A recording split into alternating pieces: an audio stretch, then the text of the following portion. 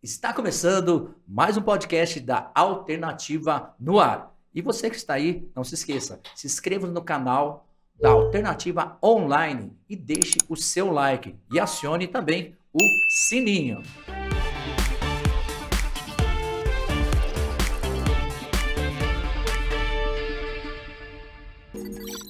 E a convidada de hoje foi para o Japão como muitas mulheres, com marido, filho recém-nascido e em busca de melhores condições. 25 anos se passaram, com muitas experiências em fábricas, e hoje se sente realizada com atividades sociais. É diretora-presidente da Sabja, que dá assistência aos brasileiros no Japão. Érica Tamura, obrigado por ter aceitado o nosso convite. Obrigada, Joy. Obrigada pelo convite. Me sinto muito honrada em estar aqui.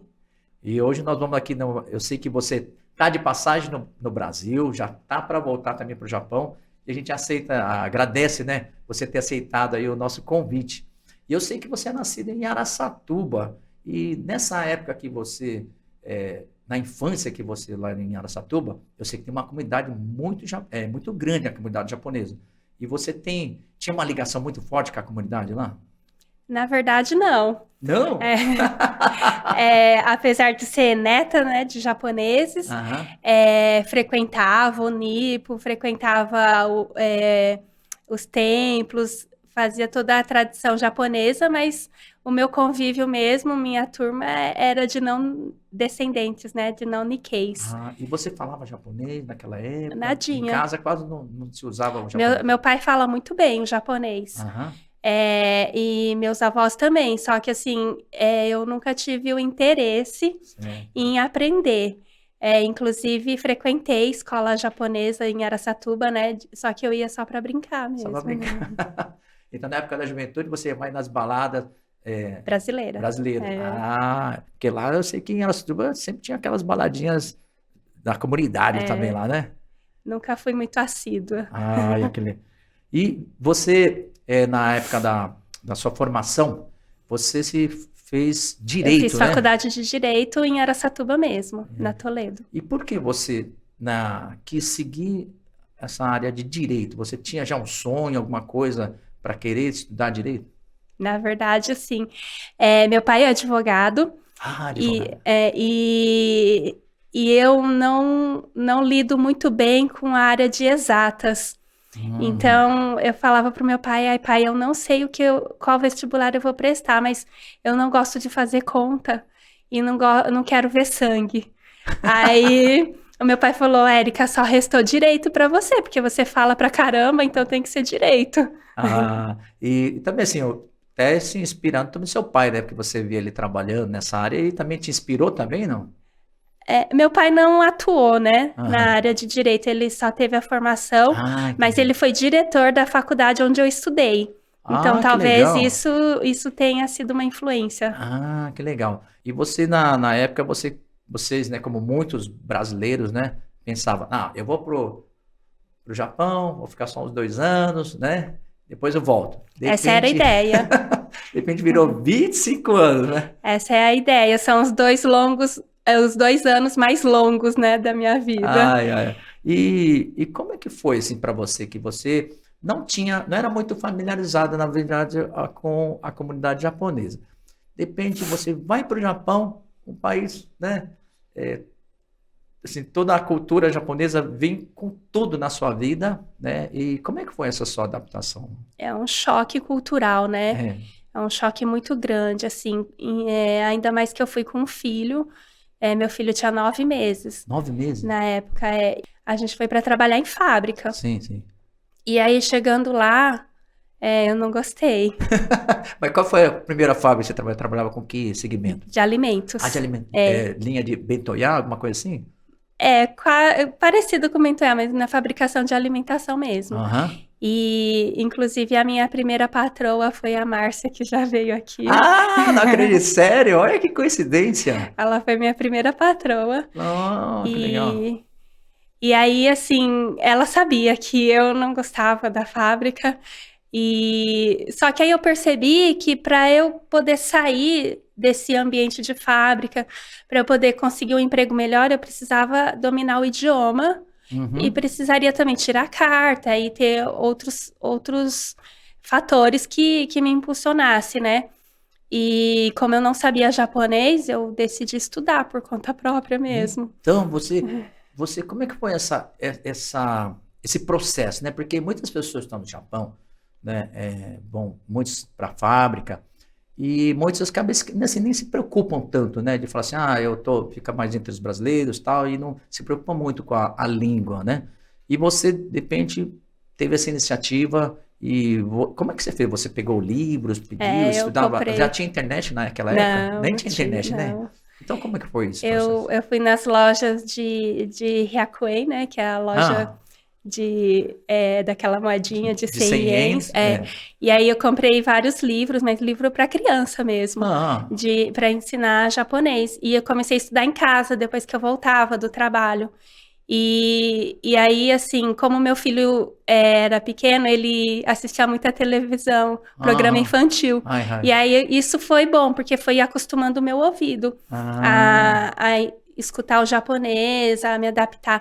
Mas a Márcia, que foi a minha primeira patroa, ela teve um papel fundamental, porque ela me incentivou muito a estudar. Porque ela sabia também que eu não gostava da fábrica. Então, ela falava assim, olha, você precisa aprender japonês. E meu filho, como era pequeno, ele ficava muito doente. E o fato de eu ter que ir em hospitais acompanhado de tradutor, isso me incomodava um pouco. Entendi. Então, eu queria buscar conhecimento para poder também ajudar o meu filho, né? Aí meu filho frequentava a creche brasileira e depois, por incentivo da Márcia Guimarães, né, da Taiyo, ele começou a frequentar a escola japonesa. Olha que legal, porque assim, a Márcia foi uma das conversas que nós tivemos com ela também aqui no nosso podcast, é justamente esse ponto, né, que a gente fala, né, para vocês que estão em casa, ó, o japonês é muito importante, né, o pessoal que está, né, no Japão, é muito importante estudar, porque quando a gente estuda e aprende, né, a linguagem, você acaba abrindo, né, novos horizontes, como você falou, acaba criando mais a independência, né, de você não precisar muito de um tradutor, né, e você sempre poder ter essa liberdade, não é? Isso. E me incomodava muito, né, o fato de ter que depender sempre de um tradutor ou de alguém para problemas do dia a dia mesmo. Então, eu quis buscar isso e quis atrás, na verdade, de um emprego melhor, né? E depois você, trabalhando em fábrica, estudando japonês, aí você ficou grávida de novo, né? Isso. E teve que voltar ao Brasil, foi em que ano? 2003, mas eu voltei em 2002, que eu fiquei 1 ano no Brasil. Certo, certo. E como é que foi essa volta? Seu filho voltou com você também? E como é que foi depois ele ter voltado? Ele estava, né, na escola japonesa e voltou para o Brasil? Como é que foi esse processo? Só que assim, uma coisa que eu sempre priorizei para os meus filhos, os dois, foi a educação bilíngue. Então, sempre priorizei que mesmo ele indo escola japonesa, que ele não esquecesse nunca o português. Certo. Então, mesmo ele frequentando escola japonesa, depois da escola japonesa, eles iam na escola brasileira. Nossa, eles faziam duas escolas, os Caramba, dois filhos. olha. Então, assim, na hora do retorno ao Brasil, quando eu fiquei 1 ano para ter minha filha aqui, ele não teve dificuldade. Ai, que legal. Porque Isso ele conseguia passar pela transição muito bem. E foi assim com a minha filha também. Depois que ela nasceu, eu retornei ao Japão. Ela começou a frequentar a escola japonesa, mas também depois da escola japonesa, ia para a escola brasileira. Caramba, olha que legal. Mas assim, contra a vontade deles, né? Jovem filho, quanto menos estudar, melhor, né? Eles falavam que a mãe era uma carrasca. Mas depois eles viram que, né, no dia a dia, quando E eu voltou, falava para eles, um dia vocês vão me dar valor. Com certeza. Um dia vocês vão me agradecer por ter estudado tanto. E eu acho que valeu a pena. Olha, você que tá aí, ó, que tem o pai, a mãe, que fica falando assim, você tem que fazer isso, tem que estudar. Às vezes vocês têm que entender que existe um motivo. Não é como a Erika falou, não é ser carrasco. Na verdade, é o amor, né? Então você que tá aí, ó, tá vendo? Ó, a experiência que a A Érica tá passando pra gente, ó, compartilhem e divulguem aí pros seus amigos, gente, né? Ah, o bate-papo aqui tá rendendo muito. Mas eu confesso que tinha momentos que eu duvidava, será que eu tô fazendo certo? Porque eu vi eles tão cansados, né? Que a Imagina, escola né? japonesa também é bem puxada. É muito puxado, né? E eu vi eles cansados, assim, e aí eu escutei a conversa dos dois, um dia eles falando assim, por que a gente tem que aprender português se a gente mora no Japão? A gente fala japonês e tá bom. Aí eu escutei isso aí eu falei assim, olha, porque a mamãe não sabe japonês. Mesmo que eu soubesse, eu falava que eu não sabia. Sim. Aí eu falava assim, você só pode falar comigo em português. Se você não souber o português, como que você vai falar com a mamãe, né? Eu falava assim pra eles.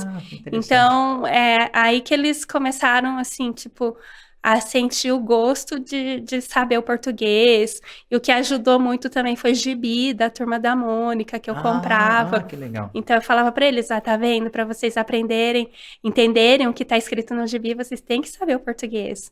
E você voltou ao Brasil, ficou quanto tempo aqui para depois retornar ao Japão novamente? Quando a minha filha... A sua filha nasceu, aí depois você retornou novamente, né? Você ficou quanto tempo mais ou menos no Brasil? Eu fiquei... quando eu vim grávida pra ter ela aqui, eu fiquei 1 ano. 1 ano? Aí depois retornou aí ela ao Japão. nasceu, aí quando ela tinha 4 meses, a gente retornou. E você retornou ao Japão para trabalhar na Canon, né? Na Canon, E como é que você lá na Canon, você entrou, eu sei que você entrou na Canon e depois você lá dentro, né, depois você já estava começando até a dominar mais o Nihongo, que é o japonês, né? Você começou a ter tendo promoções lá dentro, né? Como é que foi isso?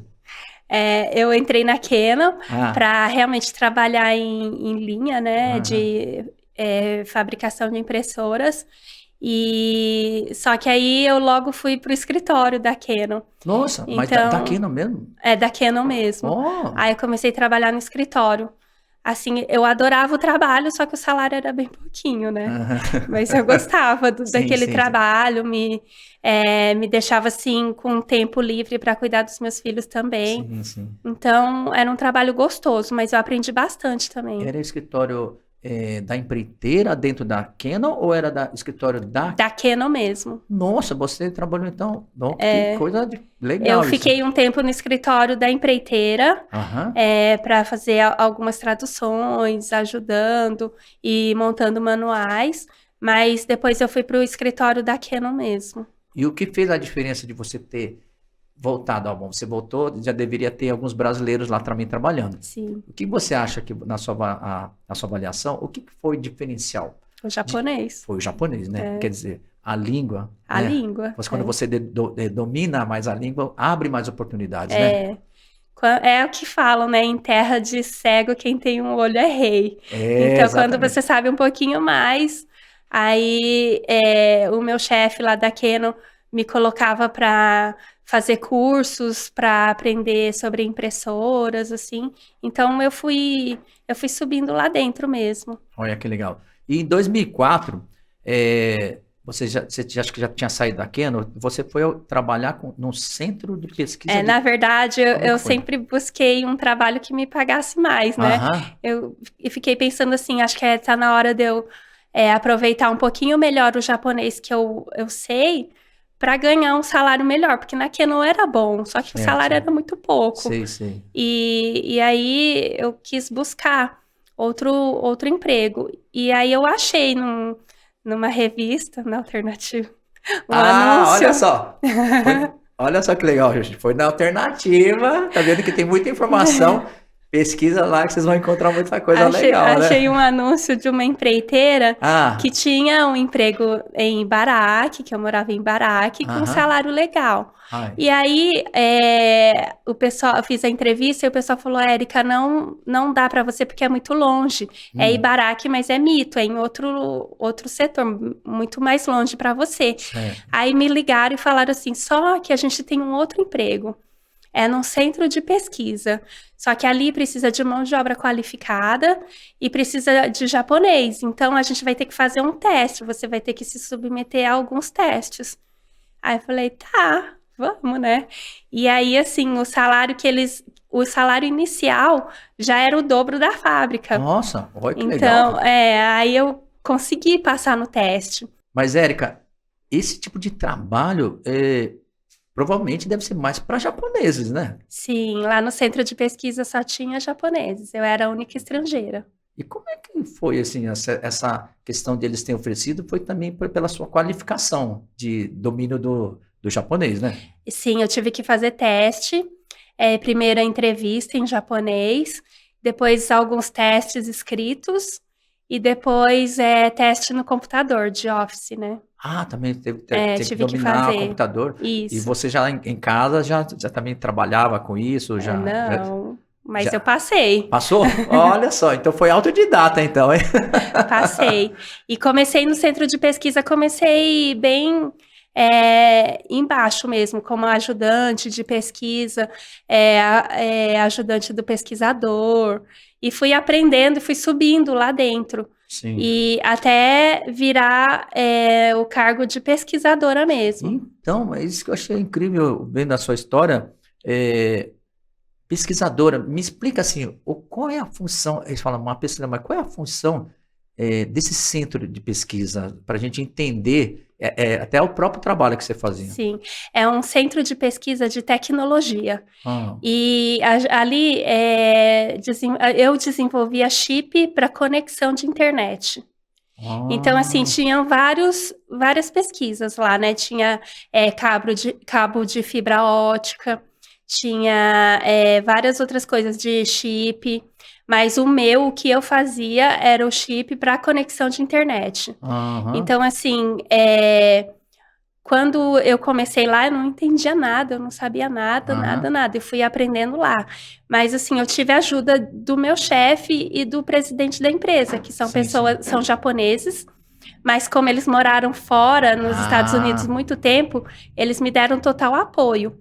E me ajudaram bastante. porque acho que eles, por ter já morado no exterior, eles sabem a dificuldade, né, de um Sim, estrangeiro morar, né, eles falaram que trabalhar, né? passaram por tudo isso que eu passei, eles passaram também. Ah, que Então, assim, eu legal. tinha que entregar relatório, e tudo em japonês, né? Sim, Só que sim. eles falavam assim, olha, se você não souber o kanji, o ideograma, assim, você pode colocar em inglês, em qualquer forma, mas que Certo, eu entenda, né? Que certo, ele certo. possa entender. Então, eu fui fazendo isso e fiquei muito tempo lá no centro de pesquisa. Era um trabalho que eu gostava muito, adorava o ambiente de trabalho. Aham. Não era muito grande, né, em Tsukuba, não era um lugar muito grande, mas eu gostava muito, assim, era um ambiente bem, bem gostoso. E trabalhar com tecnologia para mim foi muito bom. Me deu muita experiência, muita vivência, e eu entendi, assim, que como é importante a qualificação Sim, sim. profissional. E quando eu falo em qualificação, não falo em faculdade, em qualquer coisa muito específica. O próprio japonês, Sim, o sim, próprio sim. idioma japonês já é uma qualificação. Sim. Isso daí me abriu portas para eu entrar no centro de pesquisa, para eu conseguir aprender tudo ali, toda essa experiência. Para mim foi muito bom, foi muito Nossa, que eu fico enriquecedor. imaginando, assim, até fiquei surpreso, né? Falei assim, nossa, você é uma pesquisadora no Japão, né? Que é um trabalho de responsabilidade, né? Porque você está colhendo, né? Colhendo informações para empresas, né? Multinacionais relacionadas à tecnologia e você não pode ter erros, né? E para isso você tem que realmente ter a qualificação, o conhecimento e a responsabilidade, né? Sim, Nossa, então eu realmente parabéns, meu, fiquei surpreso mesmo com a sua história, porque, como a gente fala, né, a gente conhece a Érica, né, a Érica hoje, né, da Sabja, mas olha quanta coisa legal que você passou, né, para chegar até o que você é hoje. E esse trabalho, né, que você fez, realmente foi um trabalho muito importante que eu considero, assim, surpreendente, porque você fazer assumir uma responsabilidade, né, de fazer uma pesquisa, uma multinacional, né, e na área de tecnologia tem que ter qualificação, qualidade, principalmente responsabilidade, né? E eu sei que também teve um acontecimento que mudou também, foi um divisor de águas na sua vida, né? Que foi o 11 de março de 2011, que foi o terremoto lá de Tohoku, né? isso. Que você teve a iniciativa, né, de querer ir lá ajudar, lá em Miyagi, né? Ajudar as pessoas que estavam nesse estado. Como é que foi? Explica pra gente. Então, eu estava no centro de pesquisa e aí o centro de pesquisa parou depois do terremoto, né? Ele parou e ficou 2 semanas parado. E o presidente da empresa me ligou e falou: Olha, Érica, a gente vai ficar 2 semanas sem trabalhar porque a gente teve alguns prejuízos aqui e o seguro vai vir avaliar. Certo. E como ainda estava tendo réplica do terremoto, ele não parou de tremer, então ele falou assim: a gente não sabe quando volta. E eu morava em uma casa em Josso, é um sobrado, Sim. e essa casa ela foi comprometida. Nossa.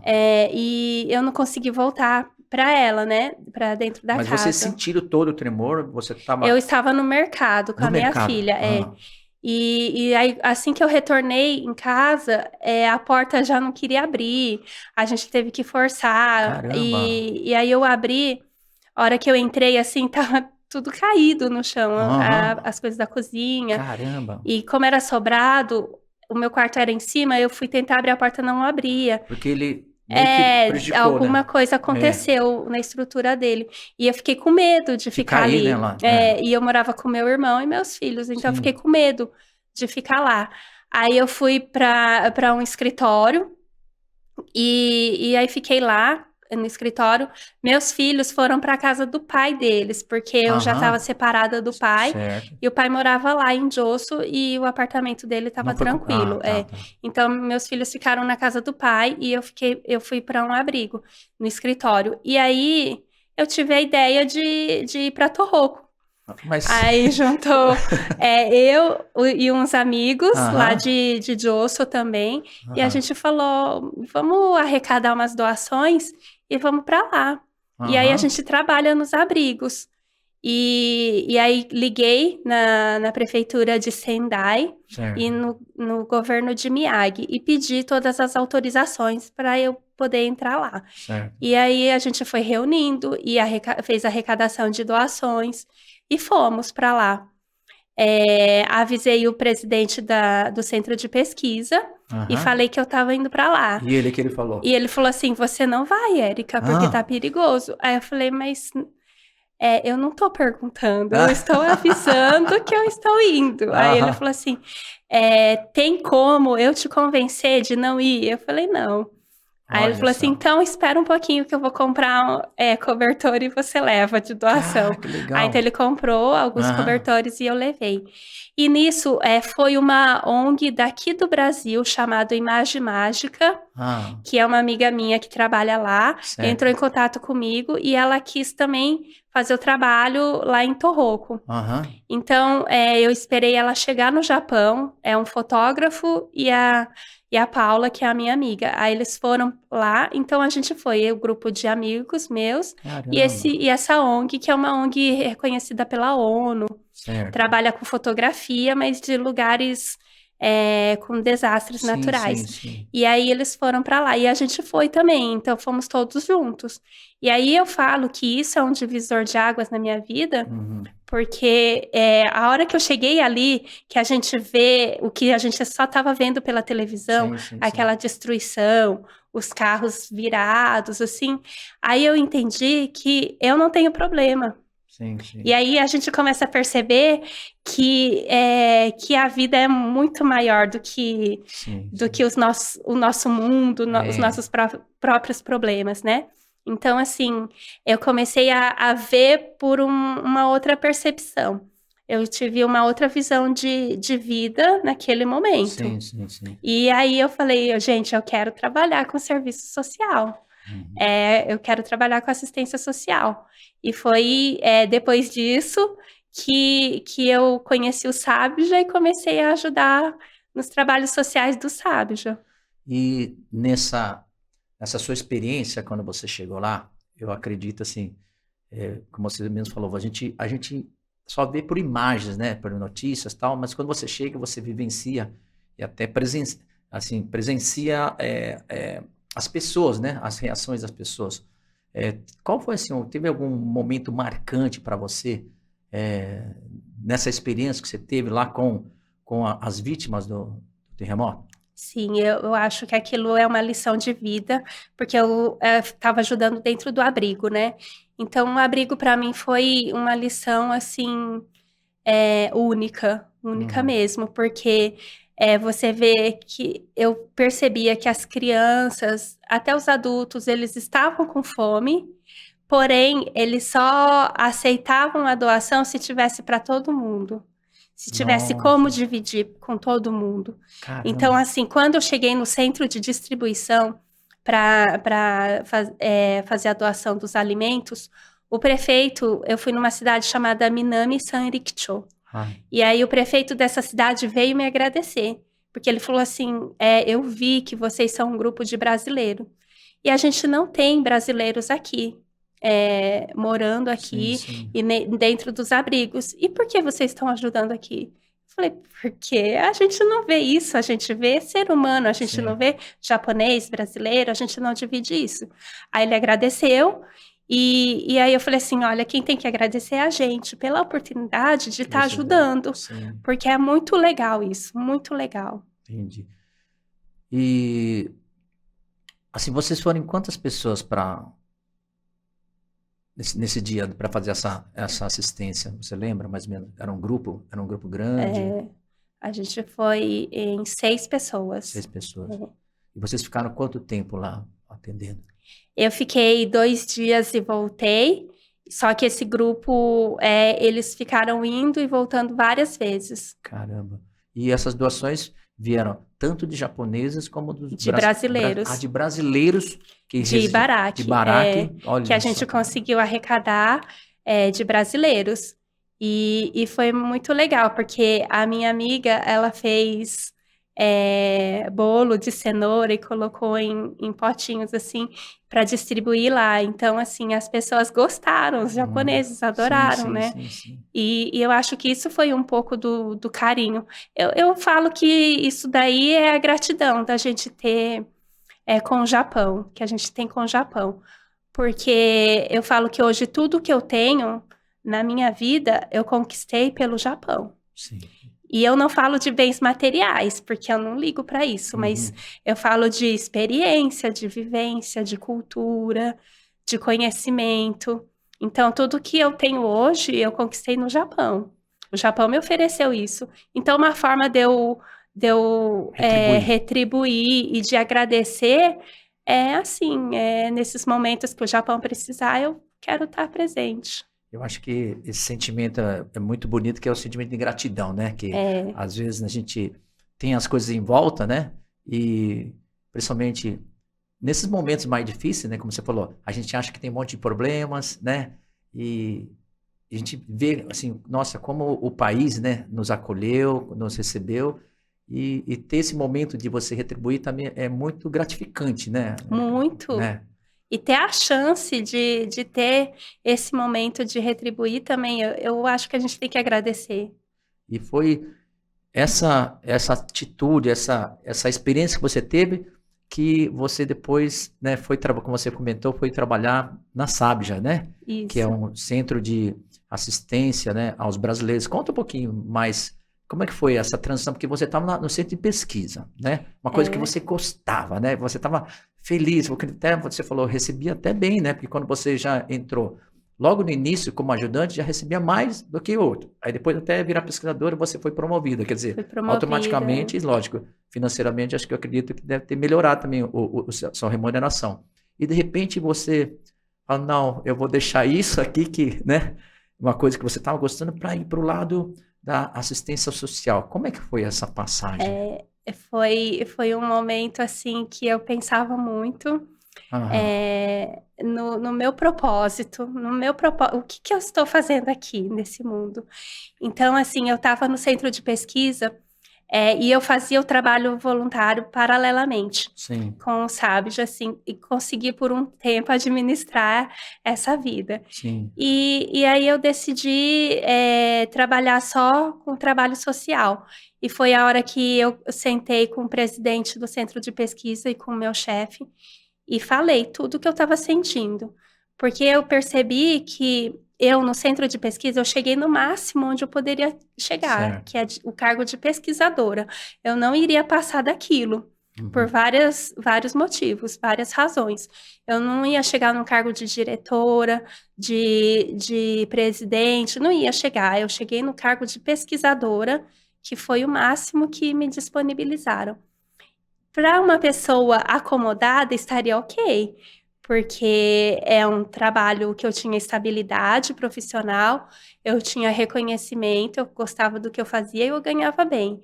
Só que me faltava alguma coisa, eu Uhum. sentia que me faltava alguma coisa assim, e eu coloquei isso na mesa com o presidente do centro de pesquisa. E eu falei para ele: olha, eu tô saindo, mas eu não tenho certeza se é isso que eu quero. Eu tô saindo porque eu tô seguindo o meu coração. Mas me dói muito, assim, porque eu gosto do centro de pesquisa, mas me dói muito. Só que eu não sei se é isso, assim. Ele falou: Érica, tenta. As portas aqui vão estar sempre abertas para você. Vai lá e tenta fazer o que você quer. Você quer correr atrás do que te realiza? Vai, você tem tudo. E aí meu chefe falou: eu sabia disso, que uma hora ou outra isso aqui ficou pequeno para você. Olha que Isso legal. aqui não é para você. Você pegou o serviço muito rápido, você subiu muito rápido. E aqui não é para Acho pessoas como que você. ele já viu, é bem interessante essa passagem, né, do seu chefe, porque ele já enxergou em você, né, todo o seu potencial, ele via que você era uma pessoa, assim, muito expansiva, né, e que, como, acho que talvez pela experiência que ele teve lá, né, nos Estados Unidos, e viveu, ele ficou de fora também, ele não, ele Isso, foi de 7 fora, anos. ele foi de fora, né, então, eu acho bem interessante e o patamar até que você chegou de confiança, né, porque quando a gente fala que conquistar, né, a confiança, né, de um japonês é muito É muito difícil. difícil. A partir do momento que você conquista, realmente vira uma coisa muito real, né? E é muito legal isso de ele ter dado esse incentivo. Eu até pensei, nossa, como será que ele reagiu? Ele deve ter levado um susto, meu Deus, não me deixa, não sei o quê. Mas que interessante que É, ele fez ao contrário, né? Ele te estimulou é, a arriscar e caso, né, não desse certo, a porta estava aberta, né? Então isso.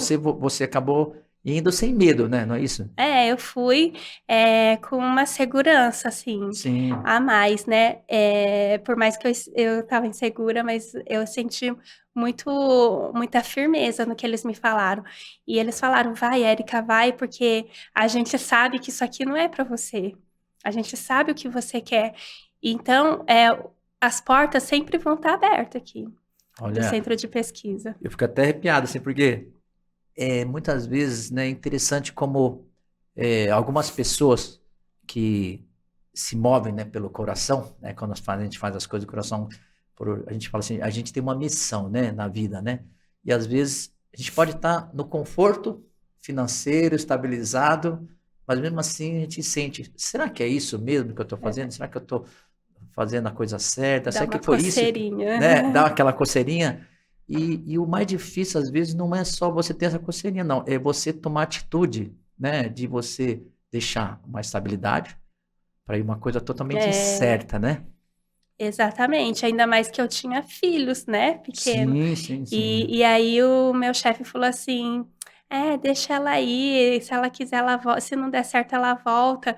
Mas eu acho que não vai voltar, Não vai não. voltar. Olha, ele já tinha certeza que você ia ter que tudo que você ia fazer ia dar certo, né? E depois que você entrou na Sábia, até explica pra gente, assim, muitas pessoas estão assistindo aqui, que são do Japão, mas tem muitas pessoas do Brasil, pessoas que gostam da nossa cultura. Explica um pouquinho melhor o que é a Sábia. Sabe, significa Serviço de Assistência aos Brasileiros no Japão. Uhum. É uma entidade, né, uma ONG, aqui a gente fala ONG, no Japão NPO.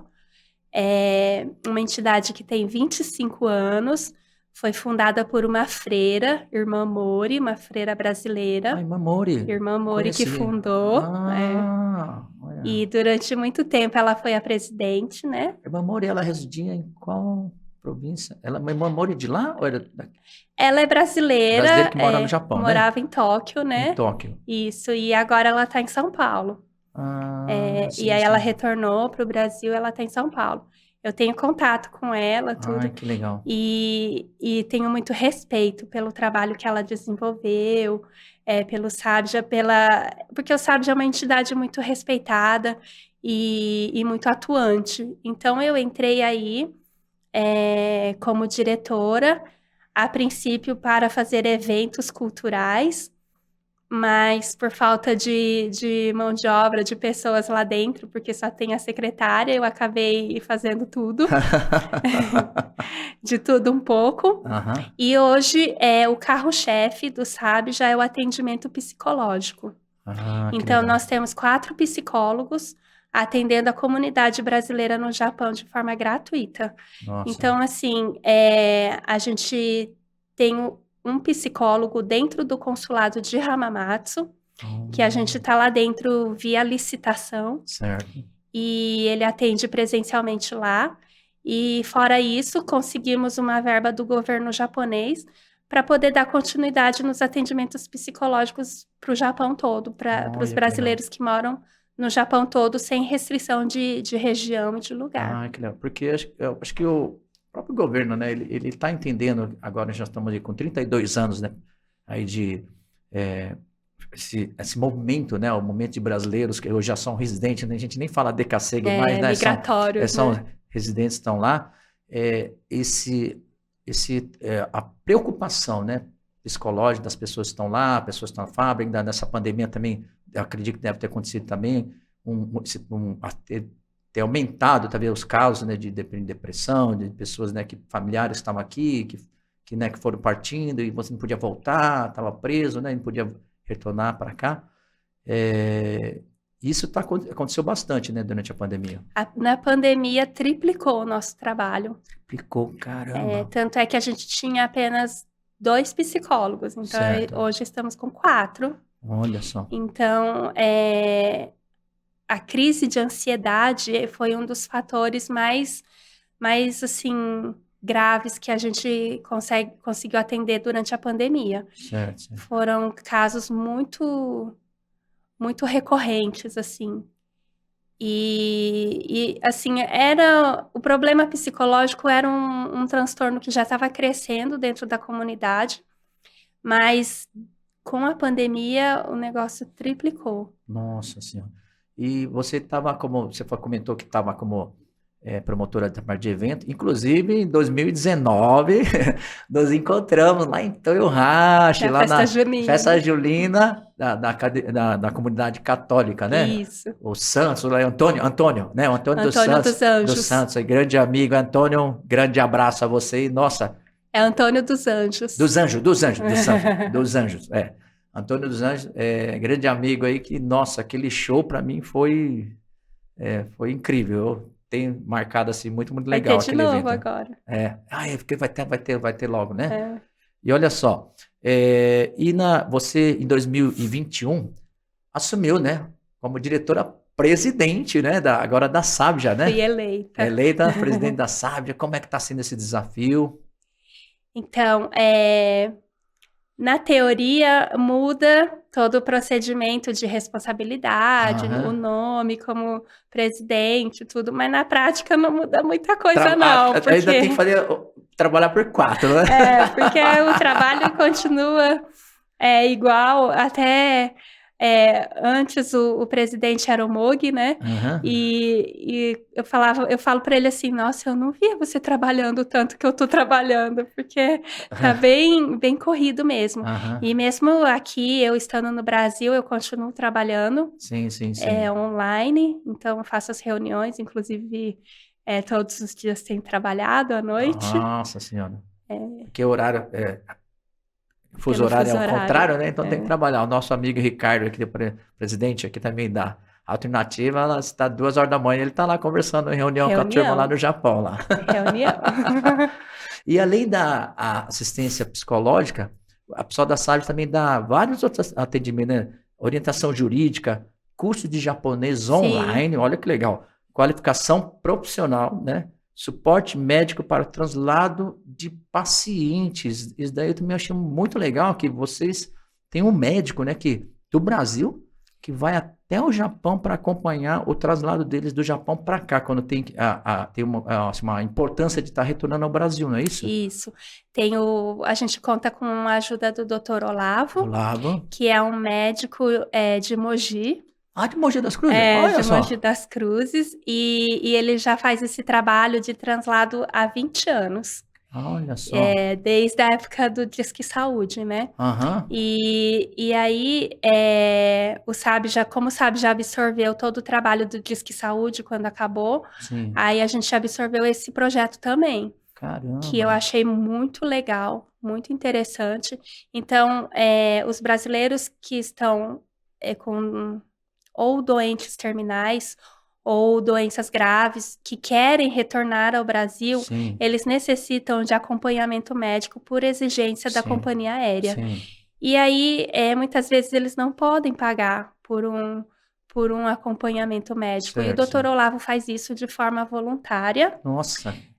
Só que aí a despesa dele com passagem e a despesa dele no Japão, a família tem que arcar, né? Certo. Então, assim, muitas vezes as famílias não têm condições de arcar nem com a passagem do próprio paciente. Certo. Então, é feito vaquinha, é feito rifa, a comunidade se ajuda. Entendi. E aí, geralmente, quando o Dr. Olavo volta com o paciente, ele volta com 3, 4 pacientes, por quê? Aí sai mais barato para a família, porque elas vão dividindo. Certo. Ele acabou de retornar, faz pouco tempo, mas aí ele trouxe uma paciente só. Só que aí o SAB já conseguiu arcar com as despesas, algumas despesas do Dr. Olavo no Japão. Entendi. Né? Caramba! E essa questão da qualificação profissional também, o japonês, né, que vocês dão, é mais para o pessoal que está lá no Japão. Só para quem está no Japão. Trabalhando lá. É uma morando, verba, né? que a gente conseguiu da Mitsui e ela é própria para os brasileiros que moram no Japão. Então, é o curso online de japonês específico para o teste JLPT, que é o teste Noryokushiken. Certo. Então, a gente são vários níveis, né? N1, N2, N3, N4 e N5. Só que a gente tem a classe Noryokushiken. A gente tem até o N4. Então, a gente Certo. tem a classe N1, N2, N3 e N4. Esse é um projeto que já veio desde o ano passado, que a gente começou no ano passado, só que o ano passado a gente só tinha N1, N2 e N3. Certo. Aí a gente viu a necessidade de abrir o N4. Só para quem não entende muito, né, sobre esse N1, N2, N3, N4, o nível mais difícil é o N1, né? N1. Que é, assim, para as pessoas que estão nos ouvindo, são testes lá no Japão para avaliar o nível de conhecimento... A proficiência japonesa. Proficiência japonesa, né? Que o nível de conhecimento de ideogramas, né? Número de ideogramas. Então, cada prova tem uma quantidade de ideogramas. Você tem que saber escrever, são N coisas. Não só isso, mas interpretação de texto. E tem o listening, que você tem que escutar, né? Duas pessoas, dois japoneses conversando, e depois resolver a prova em cima dessa conversa, desse diálogo. Caramba. E vocês estão dando todo esse suporte, porque esse daí é mais uma coisa, né, que, através da sua experiência, né, que você teve, que foi estudar o japonês sozinha, né? Hoje, se tivesse isso naquela época... Se tivesse o SAB, já estava bem. Né? Na verdade, então, quer dizer, você que está em casa, tá vendo? A Érica, ela por conta própria fazia a aula de japonês. Hoje tem o SAB já. Né? De graça. De graça. Então, você que está aí no Japão, procura o SAB para conhecer mais e, compartilhem aí com seus amigos, gente. Muita informação muito valiosa para vocês que estão aí. Você que também tem parentes lá no Japão, avisa e, compartilhe essa entrevista da Érica, que tá show de bola, né, Érica? E olha só, Érica, essa parte do atendimento psicológico que você comentou, que teve, né, que você faz muito intenso, intensificou também aí no Japão, né? Você acha que as pessoas, né, que estão trabalhando lá no Japão, cada vez mais, né, estão sentindo falta como que eu posso dizer assim, sentindo mais ansiedade do que antes, para as pessoas quando a gente chegou, naquela época, quando você chegou no Japão, mudou? Eu acho que sim e não ao mesmo tempo. Hum, Porque, assim, esses problemas psicológicos está relacionado a problemas migratórios. Então, toda comunidade que passa por uma imigração, uma emigração, eles têm esses mesmos tipos de problemas, né? uhum. Então, eu acredito que até os nossos avós, os nossos pais passaram por isso, só que Sim. na época Não tinham não sábio. tinha atendimento É, psicológico, ninguém falava disso, né? sim, sim. Então, hoje, como a gente tem essa rede de apoio, eu acho interessante que as pessoas usem, que se sintam acolhidas. Eu acho que, eu falo sempre que o mais importante dentro do Sabja nem é o atendimento especificamente em si, Uhum. para cada determinado assunto, mas Certo. o acolhimento, essa sensação de que você está do outro lado do mundo e que você pode contar com uma entidade falando a sua língua em Sim, português, com pessoas que entendem a sua cultura, que entendem a sua origem. Eu acho que isso é o que é mais válido, a parte do acolhimento. Depois que tiver o acolhimento, a gente encaminha, faz a triagem. Ah, você quer um psicólogo? Você quer passar por um médico? sim. Você quer falar com advogado, sabe? Então, a princípio, o primeiro momento que para mim é um fator determinante dentro do Sabja é o acolhimento. É a pessoa se sentir abraçada, ela se sentir à vontade em conversar com a gente, em ter e saber que ela pode contar, que ela não está sozinha. Sim, E sim. essa é uma coisa que eu insisto muito, para que as pessoas não sofram sozinha. Sim. Elas Olha, não têm o direito de sofrer sozinha. eu me lembro, né, quando eu fui ao Japão, cheguei em 88, fiquei até 94, mais ou menos. Naquela época não tinha, né? A gente, para até ir na prefeitura, para o médico, a gente era um desafio, né? E a gente vê hoje, né, esse trabalho que vocês estão fazendo, realmente o pessoal tem que estão chegando hoje no Japão, muitos brasileiros que chegam recentemente, eles não fazem ideia, né, de como era a comunidade antes e como é a comunidade hoje. E é importante a gente valorizar esse trabalho que você está fazendo, que a SAB já está fazendo, porque é uma coisa que, se não tivesse, talvez as pessoas iam entender o que é não ter sábia. Então, talvez as pessoas mais antigas, né, que esteve lá no início, né, da nossa ida ao Japão, essa migração para o Japão, devem entender muito bem a importância do sábia, né? Então, acho que é por isso que é muito legal esse bate-papo aqui com você. Você está passando toda a sua experiência, o que você fez e o que a Sábia está fazendo, a importância para os brasileiros que estão lá, né? Então, procure, gente, você que está aí, procure, não custa nada, é de graça, né? Então, você tem um lugar aonde você procurar, né?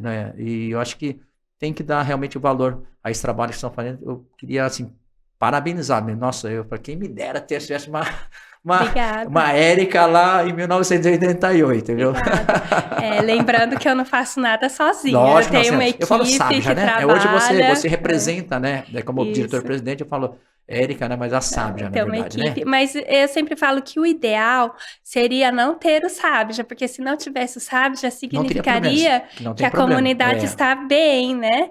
Então, se existe o Sabja e a gente está trabalhando muito e tem uma demanda muito grande, é sinal de que está tendo alguns problemas ainda que Sim, precisam sim, serem sanados. sim, sim. E, Érica, tem uma passagem também na sua vida, assim, bastante assim, sensível, né? Um assunto sensível, que eu sei que isso mudou também bastante o seu trabalho, né?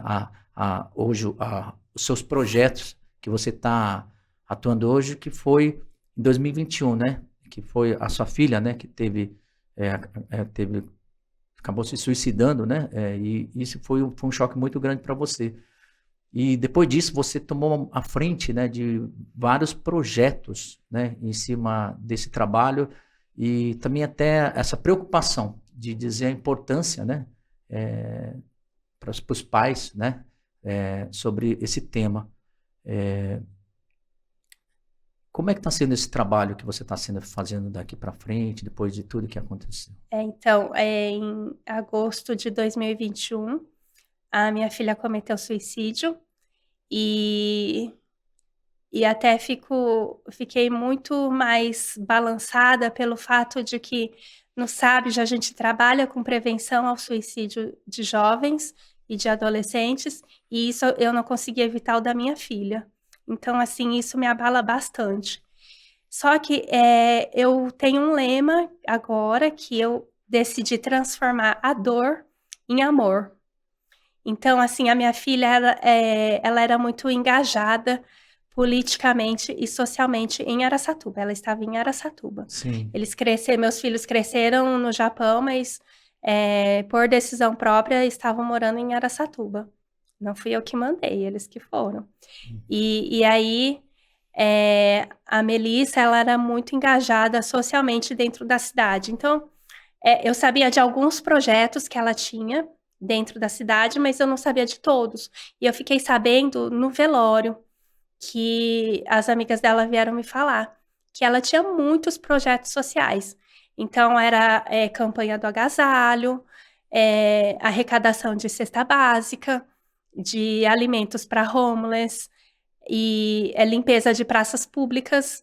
Então, desde os 12 anos, a Melissa ela tinha um grupo em Araçatuba chamado Protagonismo Juvenil, onde ela e os amigos dela escolheram esse nome e faziam várias obras sociais na cidade. E um desses projetos que não chegou a ser implementado pela Melissa, mas era um projeto dela, era a campanha contra a pobreza menstrual na cidade de Araçatuba. Uhum. E ela tinha comentado alguma coisa comigo, ela falou.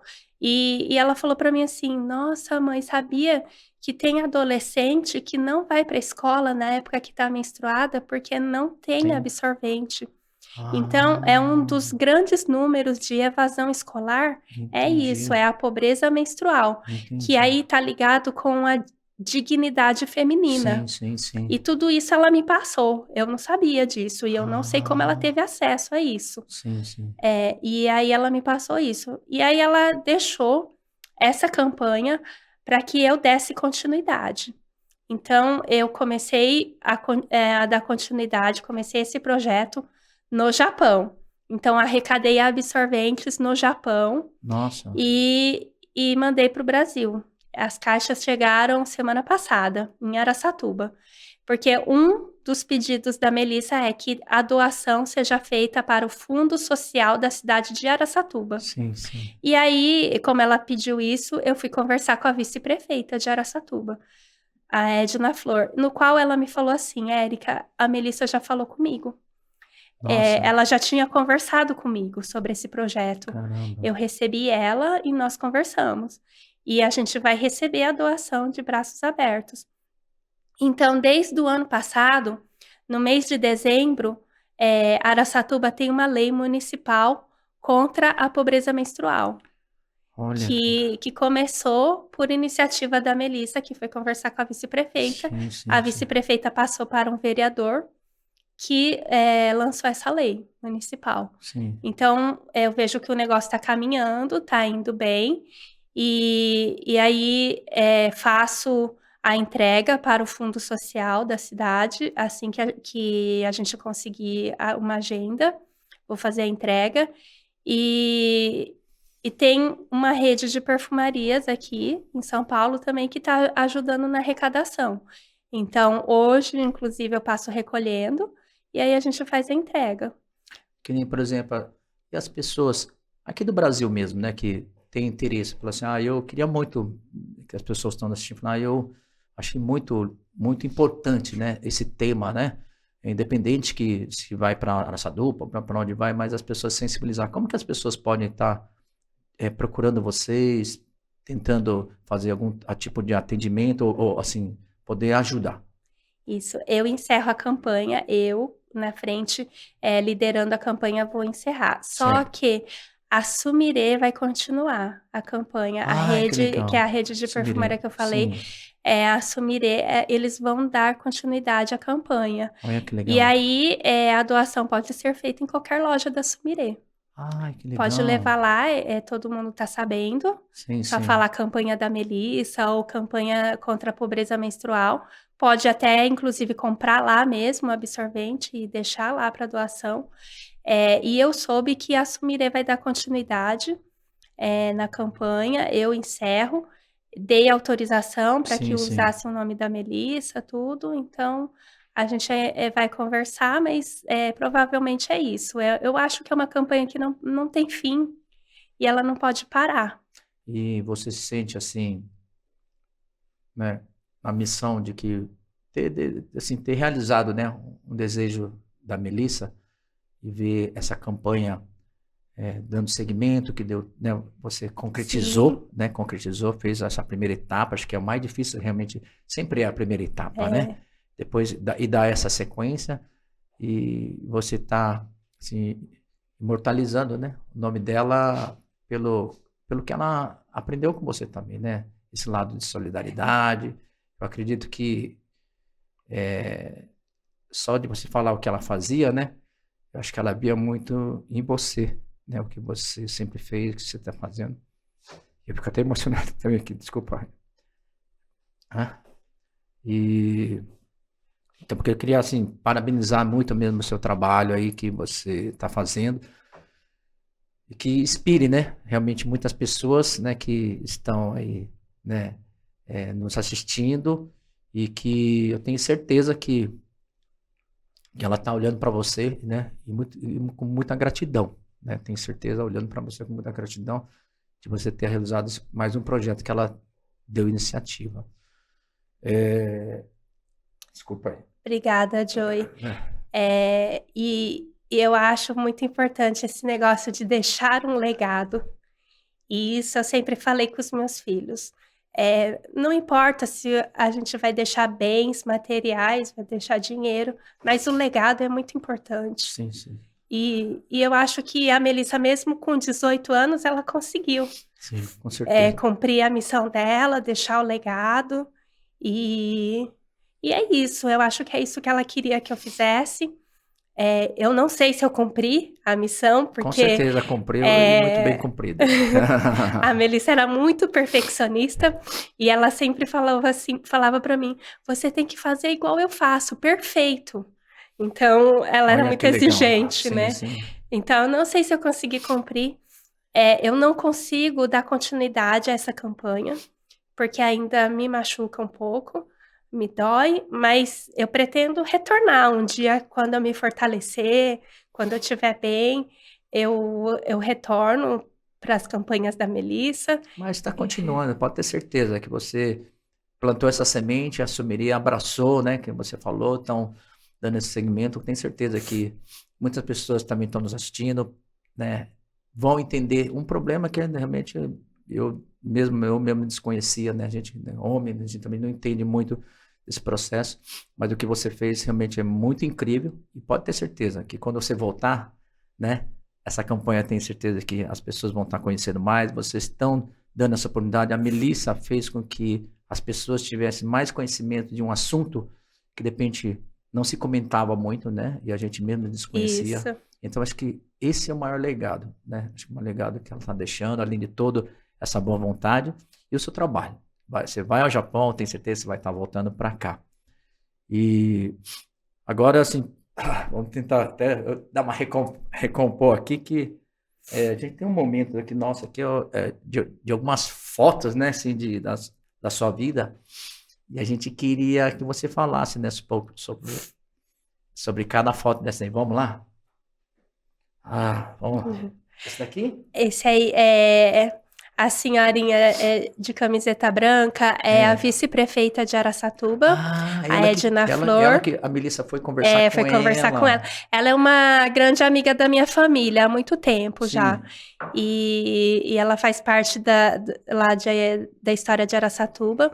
E esse evento eu fui convidada pela vice-prefeita, pela Edna Flor, para conversar com essas duas moças. Era uma palestra do Acnur, que é o órgão de refugiados da ONU. nossa, Então, eles foram até Araçatuba, essas duas moças são da ONU, né, do Acnur, e para falar sobre os refugiados que Araçatuba pretende receber futuramente, e me pediram para dar uma palavrinha também. Então, eu dei uma palavrinha e foi no que legal. Senac de Araçatuba. Vamos ver, tem mais fotos? Opa! Ah! Esse é o Bondori, né? Bondori. É o Bondori lá de Araçatuba. De Araçatuba. Ó, Cônsul Cuana. Inclusive, a gente teve a oportunidade de encontrá-lo. Ele falou muito Ele adorou, né? Adorou, né? Ele ficou impressionado É. com o tamanho do Bondori lá de Araçatuba, né? Isso. E você esteve lá também, né? Eu estive lá. Estive com o Cônsul Cuana e o Dilador. O Dilador é o prefeito de Araçatuba. Ah, que legal, que legal. É. Opa! Aí são as caixas de absorvente que eu trouxe pro Brasil. Nossa, A gente Susan. A Susan mandou. A gente arrecadou lá Aham. no Japão e foi incrível, assim, a adesão para a campanha foi incrível. Você faz ideia, assim, de quantidade que vocês mandaram pra cá? Foram 4 caixas dessa daí, da Olha, Susan. caramba, que legal. É. E a Susan que ajudou também. Né? Fez o transporte que legal. até Araçatuba. E esse daí sabe já nos eventos lá no Isso, Japão? essa aí é uma festa junina de Toyota, que a gente Toyota. foi convidado, e quando a gente tem festa junina, evento, a Sim. gente vai, monta a barraca lá, monta stand, e a gente presta orientação. Nesse dia foi orientação jurídica e psicológica. Então, a gente tem uma parceria com a Associação de Advogados de Tóquio. E aí, legal. o advogado vai até os eventos voluntariamente. Nossa. E aí, quem tiver dúvida, qualquer dúvida jurídica, ele ajuda. A gente faz a tradução, porque o advogado é japonês. E o psicólogo também. Às vezes, ele vai para poder conversar com as pessoas, quem quiser conversar. Certo. A gente está sempre à disposição. Isso daí foi lá perto de Romidante, não? Foi no estádio de Toyota. No estádio de futebol. Romidante, gente, para quem não conhece, é um residencial que tem lá em Toyota, deve ter, nossa, dezenas de muito brasileiro, prédios, né? A maioria é brasileiro lá, né? Maioria Parece uma cidade lá, né? É. Vamos lá. Tem mais? Esse daí foi. Aí a equipe Sabja. É no Festival do Brasil de Tóquio. Festival do Brasil. A Sabja é patrocinado pela Mitsui, né? Mitsui Bussan. Então, no Festival do Brasil, a Mitsui Bussan, ela doa uma barraca dessa pro Sabja. Então, a gente monta também. Aí tá o advogado, o psicólogo. Você fala festival? Do Brasil. Do Brasil. Não é o Brazilian Day. Seria, né? Que mudou o nome. Mudou o nome. Que também acontece lá perto da Identity. Em Yoyogi, isso. No parque de Yoyogi. Foi aí, esse dia aí. Tá. Esse aí foi um evento muito legal que eu fiz. Um dos mais legais que eu fiz dentro da embaixada, e a Embaixada do Brasil em Tóquio. O embaixador Saboia. Saboia, né? E esses quadros que estão no fundo, eles foram pintados pela Amanda. A Amanda é uma brasileira autista. Na época ela tinha 9 anos e ela pintou esses quadros. Nossa, que lindo! E eu fiquei impressionada, porque a gente trabalha com crianças autistas também. E eu fiquei super impressionada, ela é de Hamamatsu. E eu dei a ideia de fazer uma exposição dentro da embaixada. Sim. Aí, aproveitando a exposição, a gente fez um ciclo de palestras sobre autismo, levamos adiante esse assunto, com psicólogos, com pais, e esse grupo que está tocando é a Música Sem Fronteiras, inclusive com integrantes de crianças autistas no meio, e o Rafael Kinoshita que cuida desse grupo aí, Música Sem Fronteiras. Foi muito legal, porque dentro da embaixada, eles com esses instrumentos tocaram Asa Branca. Olha que legal. Foi muito legal o evento. E o embaixador, ele estava trabalhando no gabinete dele, ele tem um filho autista, então ele quis descer até o auditório e acompanhar todo o trabalho, e ele se divertiu. O Saboia, até queria mandar um grande abraço aí, embaixador Saboia, que também foi um dos responsáveis aí de ter divulgado aí a música Arigato Brasil de 110 anos lá na embaixada. Obrigado, né, embaixador? Vamos lá, tem mais? Tem mais foto da Cláudia. A Cláudia da Sumirê. Da Sumirê, minha amigona. Oi, tudo bem? Estou aqui para contar um pouco da nossa história, da nossa amizade, de como nos conhecemos. Quando decidi trabalhar no Japão, não conhecia ainda a Érica pessoalmente. E foi através de amigos em comum que nós entramos em contato e fui passar uma temporada. Daí, só no final da minha aventura é que nos conhecemos pessoalmente. Fui muito bem recebida por ela e pelo Mogi, e sou muito grata por isso. E daí, criamos um laço de amizade muito forte. E eu tenho um grande prazer em recebê-la sempre aqui em casa. E, resumindo, Érica, continue sempre essa mulher guerreira, batalhadora, inteligente, simpática. Você é muito iluminada, amiga. Deus te abençoe sempre. Um beijo. Olha só. Inclusive, ela, como ela falou, ela foi trabalhar no Japão e foi lá que ela te conheceu, né? A Cláudia não me falou nada, né? Eu tô hospedada na casa dela, ela não me falou nada desse vídeo. Ela só falou assim, ai, vai lá, depois você me conta como que foi. Olha só! Então, mas a Cláudia, ela também é uma pessoa, né? A gente admira bastante, né? Que Sim. saiu daqui, grande empresária, queria passar Ela tirou um ano sabático e foi trabalhar em fábrica. E teve a oportunidade de conhecer você nessa época aí, né? Que legal. E olha que interessante, né? Ela tirou esse ano, né? Como você falando, sabático, deixou toda a empresa aqui. Quando falaram, a gente conhece ela também, a gente ficamos assustados, né? Falei, tem certeza isso mesmo? E de repente, olha, como parece que Deus tudo conspira, né? As coisas, parece que ele mexe as pecinhas de um jeito, né? Para as coisas acontecerem. Porque se ela não tivesse ido para lá, né? Ela não teria te conhecido. E se ela não tivesse te conhecido, ela não estaria dando sequência a esse projeto. Exatamente. Né? Então, assim, como é legal, né? Como quando todas as pessoas do bem, né? Se encontram, né? Deus se manifesta, se junta e junta cada pecinha. E hoje ela faz parte aí, né? Ela, né, de repente alguém tocou lá no coraçãozinho da Cláudia, você precisa ir pro Japão. Você precisa ir pro Japão, né? Conhecer. E quem apresentou a gente foi o Walter Roche. O Walter Roche? Olha que legal. Ele que apresentou. E aí eu fui conhecer a Cláudia lá no Japão. Apresentei, né, a empreiteira, tudo. Aí conheci a Cláudia no Japão. Aí depois a gente passeou em Tóquio. E aí, depois, quando eu venho para São Paulo, eu fico na casa dela. Olha, que é uma amizade que, né, floresceu, né? Que legal, que coisa. Duas pessoas do bem, ela é muito do bem também, muito legal, muito legal. E então nós estamos agora, né, Érica, chegando ao nosso final. E eu queria que você desse uma mensagem, né, para as pessoas que estão nos assistindo, de tudo que você passou, tudo que você está fazendo, desses projetos. E para as pessoas que estão lá no Japão e até para as pessoas que estão aqui no Brasil. Manda mensagem aqui para as pessoas. É difícil, né? Mandar mensagem para as pessoas. Mas, assim, eu admiro muito as pessoas que vão além.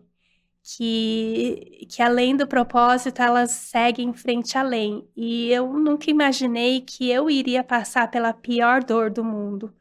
E eu tô seguindo em frente pela memória da minha filha e também o trabalho de assistência aos brasileiros tem me feito muito bem.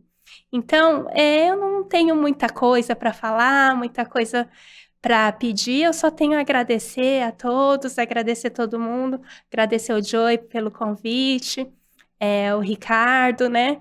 Porque o Ricardo é um parceiro, né? Sempre ajuda a gente.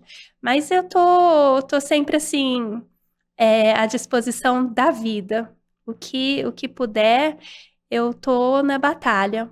E espero que a minha história sirva de inspiração para alguém, mude a vida de alguém. Para mim já tá valendo, já. Olha, com certeza, as pessoas que estão assistindo aprenderam muito, né, com toda a sua história.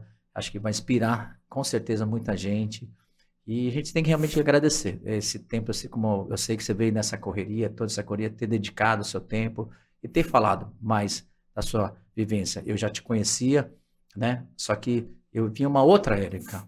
Eu não conhecia essa Érica que eu conheci hoje, né? Então, gratidão mesmo por você ter aceitado esse convite, tá? E o sentimento que tem até assim, para se lembrar da gente também, essa caneca aqui, ó. Essa daqui é um presente nosso para você lembrar desse dia, né? Você vai levar lá pro Japão, fala assim, eu fui lá no podcast da Alternativa, né?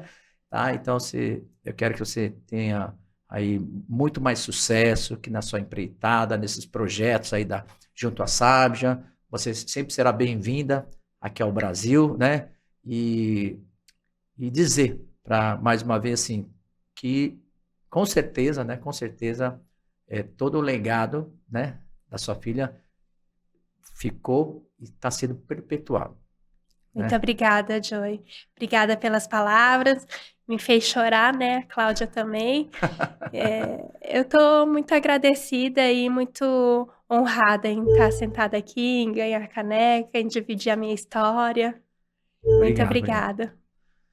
Bom, gente, então estamos chegando ao final do podcast Alternativa no Ar. E você que está em casa, não esqueça, dê o seu like, curta aí as redes sociais da Alternativa Online e compartilhe com a hashtag Alternativa no Ar. Então, obrigado, Érica. Então, até a próxima, se Deus quiser. Tchau, gente. Tchau. Juntos com a Alternativa no Ar. Juntos com a Alternativa no Ar. Juntos com a Alternativa no Ar. Juntos com a Alternativa no Ar. Juntos com a Alternativa no Ar. Juntos, Alternativa no Ar. Juntos com a Alternativa no Ar. Juntos com a Alternativa no Ar. Juntos com a Alternativa no Ar. Juntos com a Alternativa no Ar. Juntos com a Alternativa no Ar. Juntos com a